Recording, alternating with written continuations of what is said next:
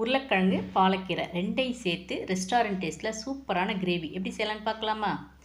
இந்த கிரேவி செய்கிறதுக்கு நான் நம்ம மாடி தோட்டத்துலேருந்து தேவையான அளவு பாலக்கீரையை பறித்து நல்லா கழுவிட்டு இந்த மாதிரி பொடி பொடியாக நறுக்கி எடுத்து வச்சுருக்கேங்க. அதே மாதிரி 1/4 கிலோ உருளைக்கிழங்கையும் தோல் சீவிட்டு பெரிய துண்டுகளாக வெட்டி எடுத்து வச்சுருக்கேன்.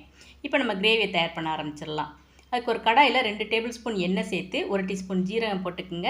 ஜீரகம் நல்லா பொரிஞ்சோடனே 2 காஞ்ச மிளகாய், பொடியாக நறுக்கின இஞ்சி, பூண்டு, நீலவாக்கில் நறுக்கின பச்சை மிளகாய் இது எல்லாம் சேர்த்து எண்ணெயில் நல்லா வதக்கிக்குங்க. அடுத்து பொடியாக நறுக்கின வெங்காயம், தேவையான அளவு உப்பு, மஞ்சள் தூள்லாம் சேர்த்து வதக்கி உருளைக்கிழங்கையும் சேர்த்து நல்லா கலந்து விட்டதுக்கப்புறம் அடுப்பை சிம்மில் வச்சுட்டு ஒரு மூடி போட்டு மூடி உருளைக்கிழங்க 3 நிமிஷம் வேக வச்சுக்குங்க. இப்போ இது கூட பொடியாக நறுக்கின தக்காளியையும் சேர்த்து நல்லா கலந்து விட்டு திரும்பவும் 2 நிமிஷம் வேக வச்சுக்குங்க. தக்காளி நல்லா மசிஞ்சு இந்த மாதிரி குழைவாக வந்ததுக்கப்புறம் சில்லி ஃப்ளேக்ஸ் இருந்தால் இது கூட சேர்த்துக்குங்க, இல்லைன்னா ஸ்கிப் பண்ணிடுங்க. இப்போ இது கூட கரம் மசாலா தூள், ஜீரகத்தூள், மல்லித்தூள், காஷ்மீரி மிளகாத்தூள் எல்லாமே அரை டீஸ்பூன் சேர்த்து வதக்கிக்குங்க.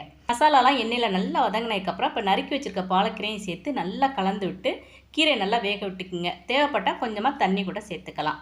இப்போ கீரை நல்லா மசிஞ்சு கிரேவி பதத்துக்கு வந்ததுக்கப்புறம் இந்த கிரேவிக்கு தேவையான அளவு உப்பு சேர்த்துக்கணும். கிரேவி நல்லா இந்த மாதிரி எண்ணெய் பிரிஞ்சு வந்ததுக்கப்புறம் அடுப்பு ஆஃப் பண்ணிடணும். அவ்வளவுதாங்க. அருமையான டேஸ்ட்டில் சப்பாத்தி, பூரி, தோசை, சாதம் இது எல்லாத்துக்கும் பொருந்துகிற மாதிரி உருளைக்கிழங்கு பாலக்கீரை கிரேவி ரெடி ஆயிடுச்சு. நீங்களும் இன்றைக்கே ட்ரை பண்ணி பாருங்கள்.